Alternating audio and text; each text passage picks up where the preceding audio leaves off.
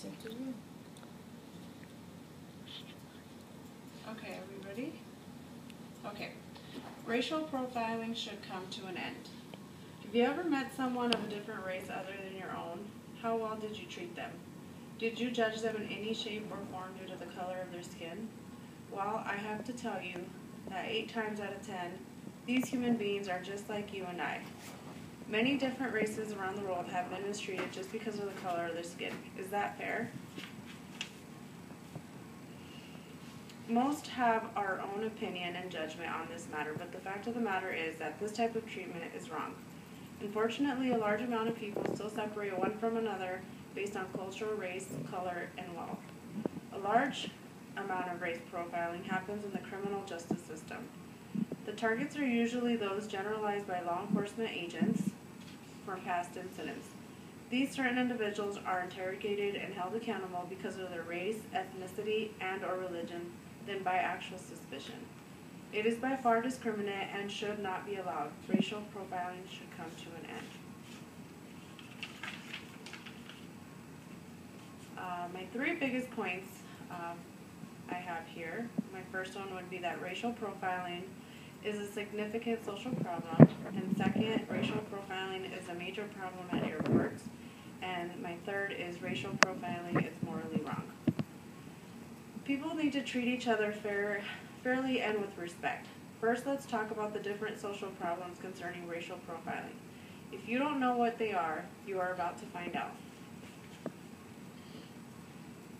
So first, racial profiling is a significant problem. About 7 years ago, I experienced my own story of racial profiling by a police officer. It was about 7 o'clock in the evening, and I was driving down to my mother's home in South Sioux City, Nebraska.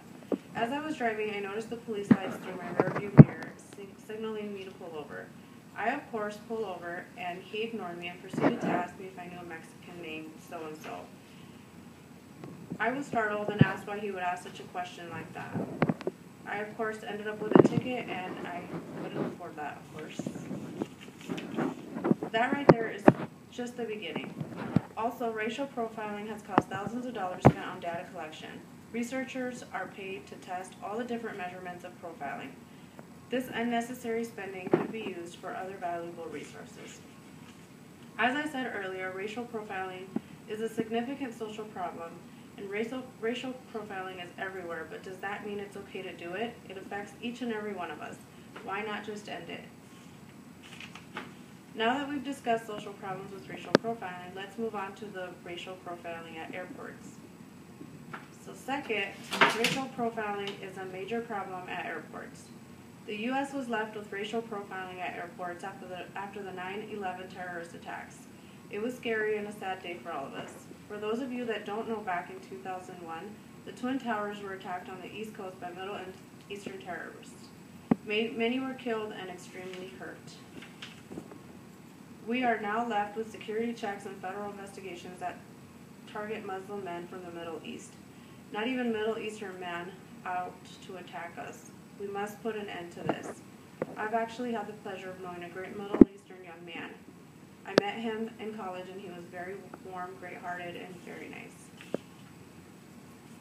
Now that we've discussed racial profiling at airports, let's move on to my last point on how morally wrong profiling is. Third and last, racial profiling is morally wrong. All this profiling is bad for society and certainly does not set a good example for the rest of us. To teach others to not like one another due to race is ethically wrong.